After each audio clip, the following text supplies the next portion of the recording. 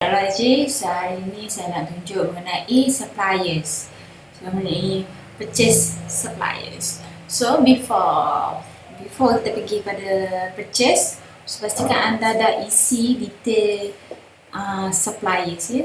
So, dekat general, klik pada general, so klik pada suppliers. So, pastikan anda dah isi maklumat suppliers terlebih dahulu. So, ini adalah antara maklumat yang saya telah masukkan. So, jom kita.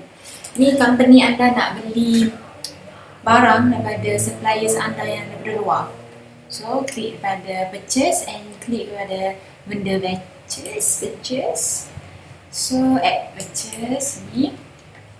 Contohlah saya ambil daripada TMB. Contoh dia nak beli back camera. Kita nak beli daripada back camera. Contoh kita nak beli dia 5. So, contohlah daripada negeri luar. So, JNT, ada tax dia, shipping dia, RM10, letak je. Tapi saya nak letak dia, saya so, submit. So, bila submit nanti dia akan keluar purchase untuk TMB. Sini order purchase. This one, salah. This one yang paling bawah sekali. So, bila purchase sudah sampai, kita receive purchase tersebut. So, klik all.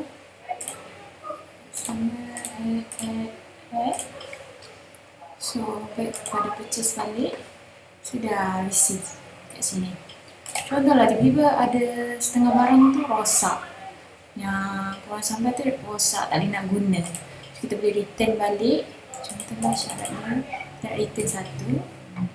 Okay, submit. Nak return. Before return tu kita boleh edit untuk shipping. So, klik sini. JNT trader. So, contoh RM5. So, kat sini sebagai submit. So, kita tengok shipping. Sudah dah buka. Tadi kita masukkan yang ini. Sekarang yang ini. So, contohlah purchase tu tiba-tiba dah dapat daripada sana company sana dah confirm. Okay, dah dapat. So, return accept. So, dan kita tengok kat sini. Okay, return accept. Okay. Itu sahaja. Terima kasih.